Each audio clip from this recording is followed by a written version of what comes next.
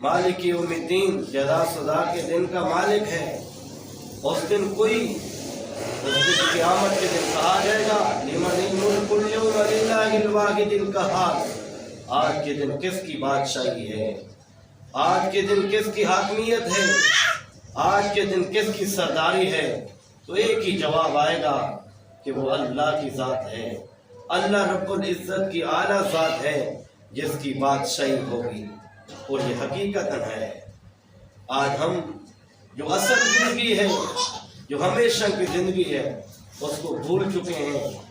और जब हम दीन को पशे पुष्ट डालेंगे तो फिर हम ऐसे कामों की तरफ और ऐसे रास्ते की तरफ जाएंगे जिसको खूबसूरत करके शैतान हमारे सामने पेश करेगा।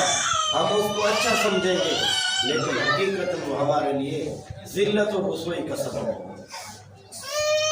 तो मेरे भाइयों, ये कुरान आला चीज़ है, कुरान अज़मत वाली चीज़ है, शान वाली चीज़ है।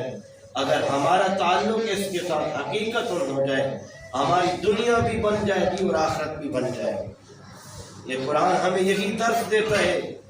आज हम कहाँ कहाँ हाथ फिराते हैं, कहाँ कहाँ झुकते हैं, किस किस को सलाम पेश करते हैं, लेकिन फरमाया जिस ज़ात ने ये चेहरा मुक़द्दस चेहरा बनाया है, अशरफुल मखलूक बनाया है, उस ज़ात की जो आला तारीफ़ है वो ये है कि हम इस चेहरे खूबसूरत चेहरे को उसी ज़ात के आगे झुकाएं, उस ज़ात के दर पर झुकाएं, किसी और के आगे नहीं।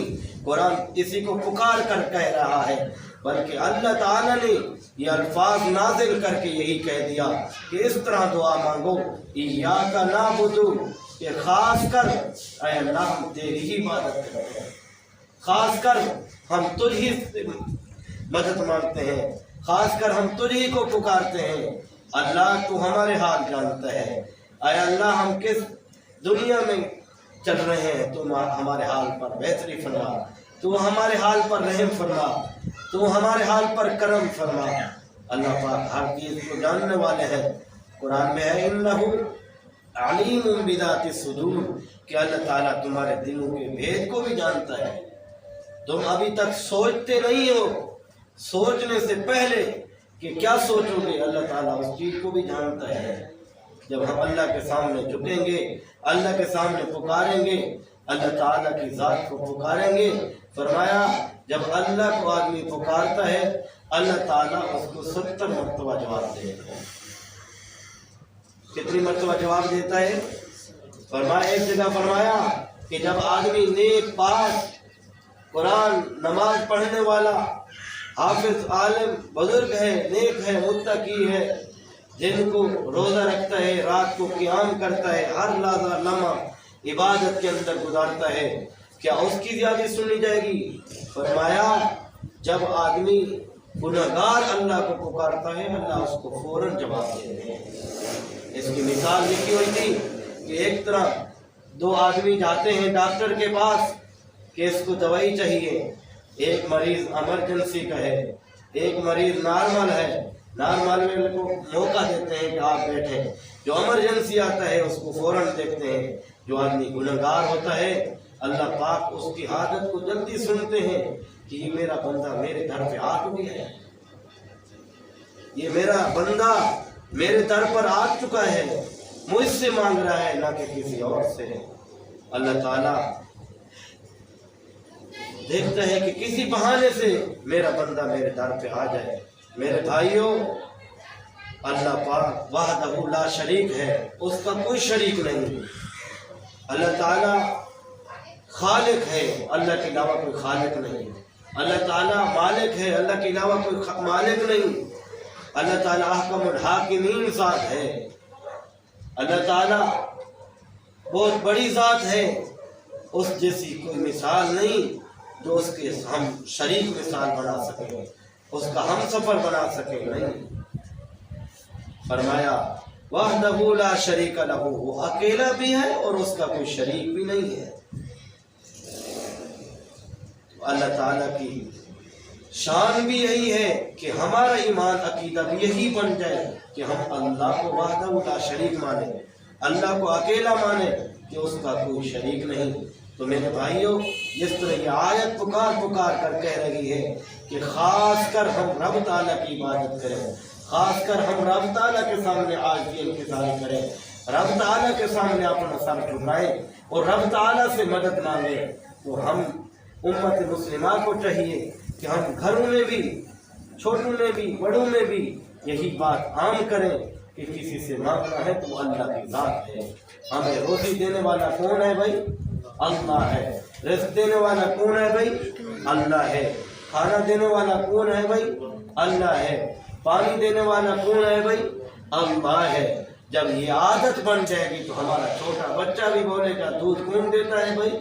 اللہ دیتا ہے۔ جب یہ عادت بن جائے گی تو یہ عادت ہماری، فرمایا جو شروع میں عادت بنتی ہے وہ آخر تک رہتی ہے، اگر بری عادت پڑ جائے وہ بھی آخرت تک رہتی ہے، وہ اچھی عادت پڑ جائے وہ بھی آخر تک رہتی ہے۔ آج یہ ہمارے سامنے ہے معاشرہ، دیکھو کسی نے بچے کو اچھی تربیت کے سامنے رکھا ہے تو وہ باہر جا کر اچھا ماحول دیتا ہے، بری عادت والا بچہ باہر جا کر بری عادت پیش کرتا ہے۔ اللہ تعالی ہم سب کو قرآن کے اوپر ایمان یقین رکھنے کی اور قرآن کا جس طرح ہمارے اوپر حق ہے اس طرح حق ادا کرنے کی توفیق عطا فرمائے۔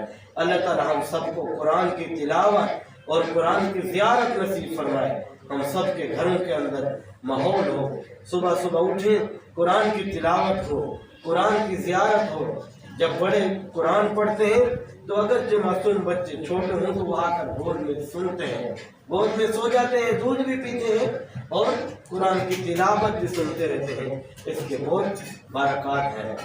ایاک نعبد و ایاک نستعین کا مصداق اور اس کے اندر تشریح اور تفسیر یہی ہے کہ ہم اپنی اور دوسرے اپنوں کی سب کی یہی عادت بنائیں کہ ہم سب کا حاجت روا کون ہے بھائی؟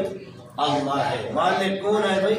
اللہ ہے۔ اللہ کے علاوہ کوئی خالق، اللہ کے علاوہ کوئی مالک، اللہ کے علاوہ کوئی معبود، اللہ کے علاوہ کوئی مسجود، اللہ کے علاوہ کوئی حاجت روا، اللہ کے علاوہ کوئی مشکل کشا نہیں ہے۔ پہلا کلمہ یہی کہتا ہے لا الہ الا اللہ محمد رسول اللہ، کہ اللہ کے سوا کوئی معبود نہیں، حضرت محمد صلی اللہ علیہ وسلم اللہ کے رسول ہیں، اللہ کے رسول ہیں۔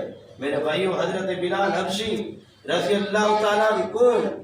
شکل کا کالا ہے، کوئی اس کو پہچانتا بھی نہیں، کوئی اس کو جانتا بھی نہیں، لیکن حبشہ سے چل کر جب میرے محبوب پیغمبر صلی اللہ علیہ وسلم کے قدموں میں آتا ہے، جب احد احد کی صدا بلند کرتا ہے، اللہ کی ذات کو پکارتا ہے، لوگ کہتے ہیں یہ تو مرگی کی حالت ہے، یہ تو بیماری کی حالت ہے، یہ تو معاذ اللہ پاگل پن ہو گیا ہے، لیکن اس نے اللہ کے رسول صلی اللہ علیہ وسلم کے ساتھ ایسی عشق اور ایسی محبت کی کہ اللہ کی ربوبیت کی وحدانیت کو اتنا پکارا، احد احد کہہ رہا ہے، پکار رہا ہے کہ اللہ کی ذات ایک ہے، اللہ کی ذات ایک ہے، اللہ ایک ہے، سب کچھ کا مالک اللہ ہے۔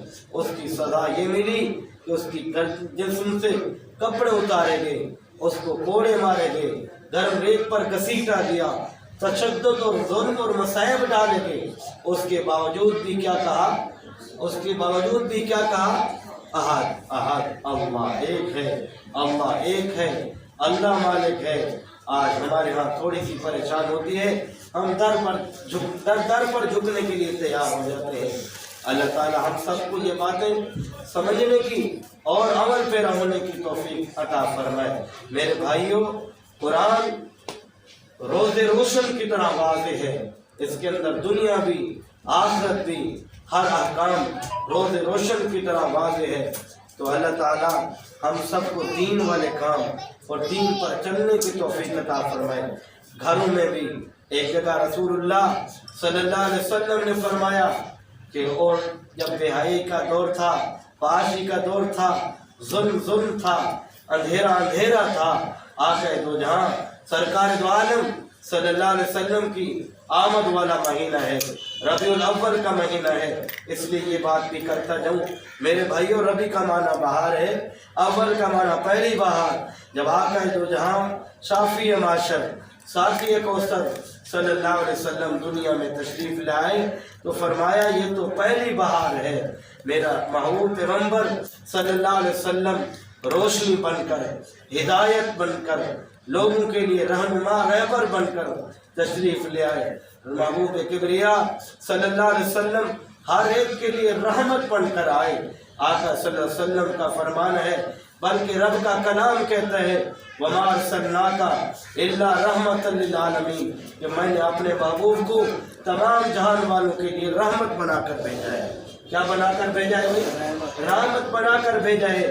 میرا پیغمبر بڑوں کے لیے بھی رحمت، میرا پیغمبر چھوٹوں کے لیے بھی رحمت، میرا پیغمبر مردوں کے لیے بھی رحمت، میرا پیغمبر عورتوں کے لیے بھی رحمت۔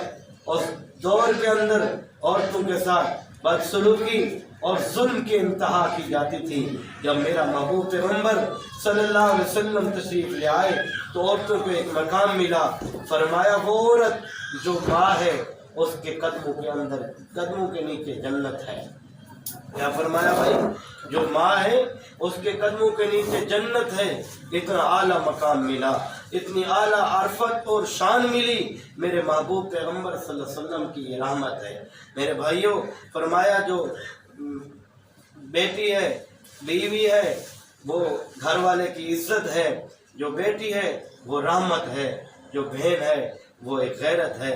اللہ تعالیٰ کے نبی صلی اللہ علیہ وسلم جب دنیا میں تشریف لے آئے تو یہ ایک رحمت کا چشمہ عورت کو بھی ملا، عورت کو بھی مقام ملا، عورت کو بھی شان ملی۔ یہ میرے محبوب صلی اللہ علیہ وسلم کا فائدہ ہے، یہ میرے محبوب پیغمبر صلی اللہ علیہ وسلم کی شان ہے۔ میرے بھائیوں، میرا محبوب پیغمبر صلی اللہ علیہ وسلم ہر ایک کے لیے رحمت بن کر آیا ہے۔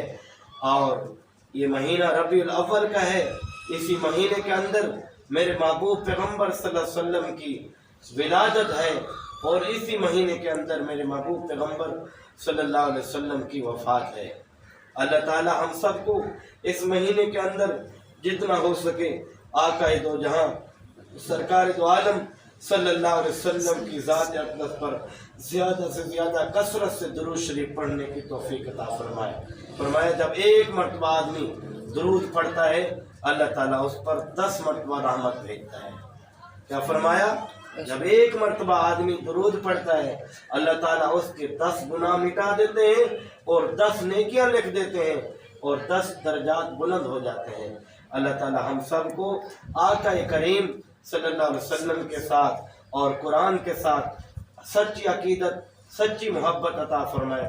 جو کچھ کہا سنا سنایا آج کا یہ درس شروع ہوا، اللہ تعالیٰ اس کو اپنی بارگاہ میں قبول فرمائے۔